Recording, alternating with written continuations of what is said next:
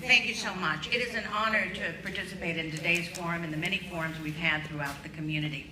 I am seeking this position because I know that this community needs a dramatic change. I've seen it as a member of the Board of Supervisors for a number of years. And very frankly, that kind of change has to be more responsive leadership and certainly more respectful leadership. And somebody who is really going to be there for them on a regular basis, not just at election time. In walking in the community and meeting with so many people, I've come across some wonderful folks. I spoke with John Neese from Galco's there in Highland Park, and it was amazing the stories he shared with me when he tried to contact the councilman about the bike lanes, and the councilman told him he wasn't interested in his input. It had already been decided. That is not the way that leadership should operate. Leadership should operate in a fashion and in a manner that is inclusive of the many voices. They shouldn't make these determinations all by themselves. And I think that when I talked to a family over in Boyle Heights on Pomeroy, when they had called their councilman time and time again to put in a crosswalk. It wasn't done, so they decided to paint it themselves. And it exists today, and that community is safer because they unfortunately had to take the law into their own hands. I would not encourage that, and I think that if you have a council person, they should be responding to these issues. Everybody should be treated with respect. Everybody deserves a response. We have to have a council person who is working with us every single day, not just at election time.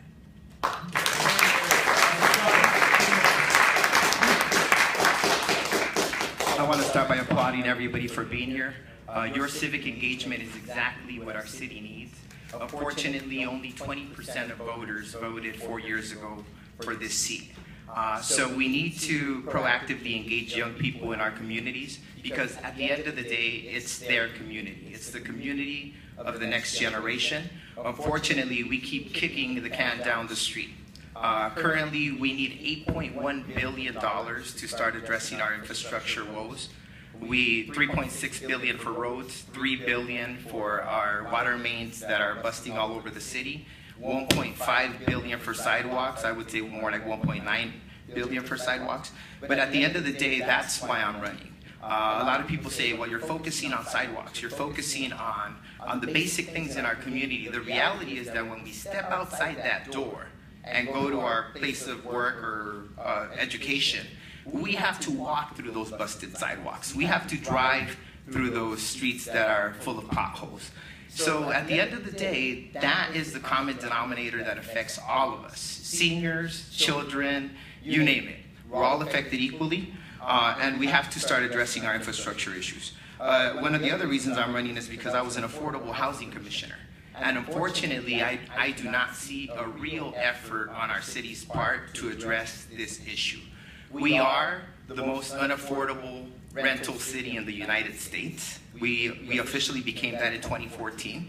We have a sad combination of the second highest rent in the country and the lowest wage income earners of all major cities.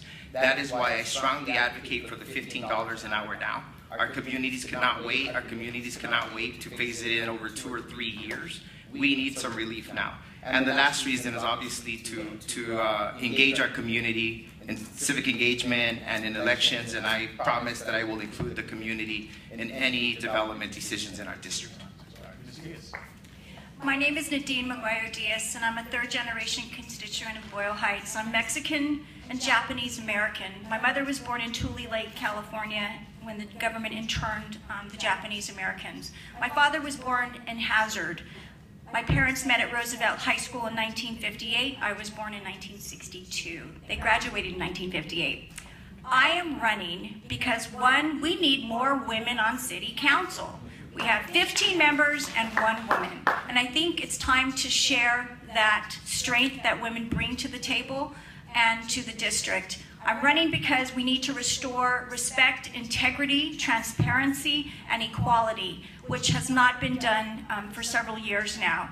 Most importantly, I'm running because it's about you, the voters, who need to step up and vote and participate in the process here. There's a lot of apathy out there. What I hear is, why should I even vote? They're not going to listen to me anyway.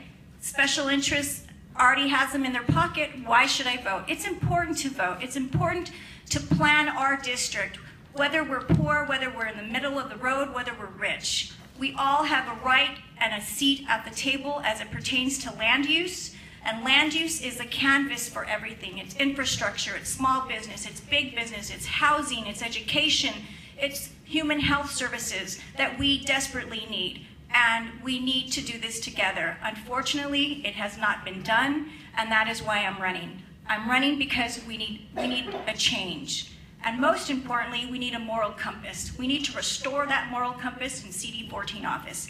I am supported by the National Organization of Women, National Association of Social Workers, Bring Home Hollywood. I'm also supported by many business people in the district, constituents, voters. People who matter to me support me. Vote Diaz on March 3rd, 2015.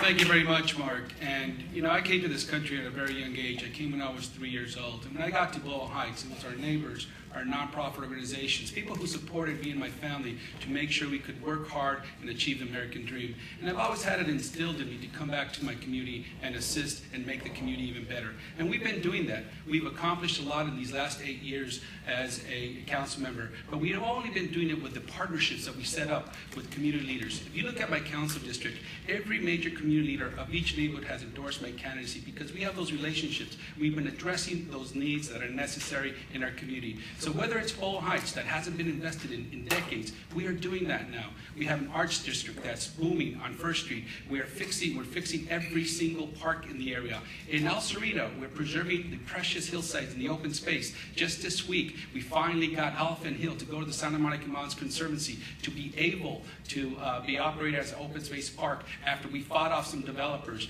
In Highland Park, we have the city's first ever bike corral, the city's first ever parklet, and York Boulevard, for example, is booming. I invite you all to come out this weekend when we took a brownfield and we opened a beautiful park on Avenue 50 and York. In Eagle Rock, we protected the quality of life there, and we're currently fighting off the expansion of the Shoal Canyon landfill in Glendale that will affect and impact Eagle Rock. We are doing this in partnership.